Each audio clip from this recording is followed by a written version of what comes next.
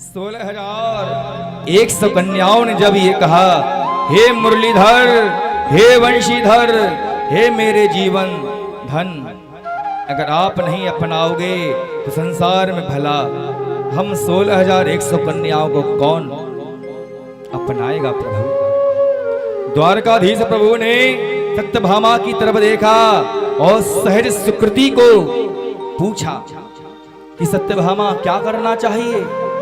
यहाँ पर 16,100 कन्याएं जो हैं वो अपना जीवन प्रदान कर रही हैं। सत्यभामा जी ने कहा, प्रभु आप तो संसार के स्वामी हैं, जगदीश्वर हैं, जो किसी का नहीं वो आपका ही तो है। इन 16,100 कन्याओं ने आपको जीवन धन मान लिया है, तो आप भी अपना जीवन साथी मान लीजिए ना। इतना जब कहा तो 16,100 कन्याओं को लेकर प्रभु जो हैं वो द्वारका में आ गए और द्वारका को बिल्कुल दुल्हन की तरह सजाया गया। द्वारकाधीश प्रभु ने कहा, बलदाऊ भैया आप द्वारका में सबसे बड़े हैं, घर में सबसे बड़े हैं, आप ब्रजमंडल जाएं और यशोदा मैया और बाबा को साथ लेकर जाए। जय श्री राम, संत भगवान की जय।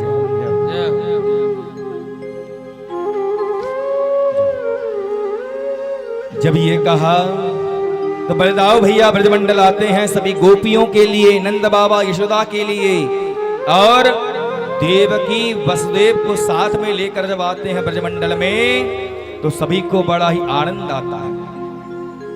इतने दिनों बाद, वर्षों के बाद सब ब्रजवासियों से जब मिले हैं द्वारकाधीश तो सबको बहुत आनंद आ गया।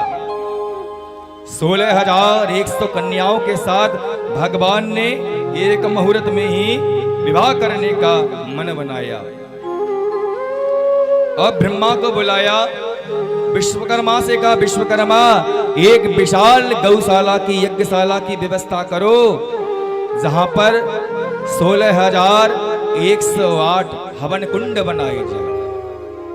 विश्वकर्मा जी आए, उनने बहुत विशाल यज्ञशाला बनाई जिसमें कितने कुंड थे बंधुओं?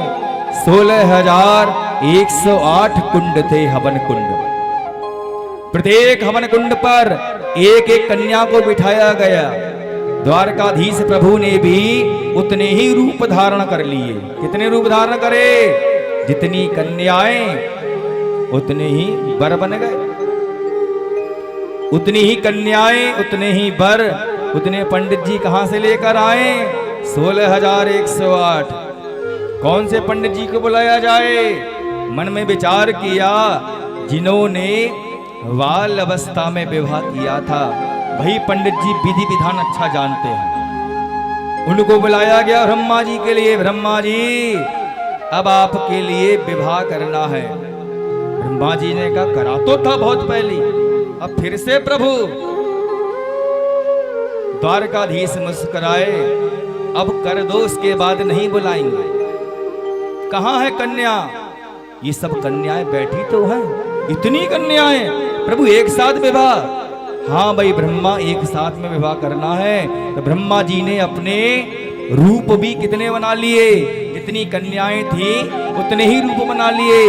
अब हर हवन कुंड पर एक एक कन्या, एक एक वर और एक एक पंडित जी बैठ गए। जितनी भी गोपियां थी वो यज्ञशाला के बाहर टकटकी लगाकर देखने लगी। और आज देखा कि बहुत वर्षों बाद आज अपने प्रभु को जब देखा तो बड़ा आनंदित आया, बड़ा आनंद आया। गोपियों ने जब कन्हैया को देखा, अब मन में विचार किया, हे कन्हैया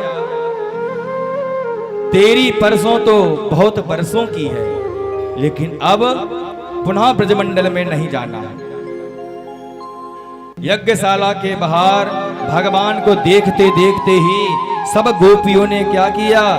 सब गोपियों ने अपने अंग को ही छोड़ दिया और अपने प्राणों के लिए जो है अपने प्राणनाथ द्वारकाधीश के चरणों में ही समर्पित कर दिया। गोपियों का जो देह था वो चंदन की भांति मिट्टी का ढेर ही बन गया। तभी तो कन्हैया के लिए गोपी चंदन बहुत प्रिय होता है। क्यों?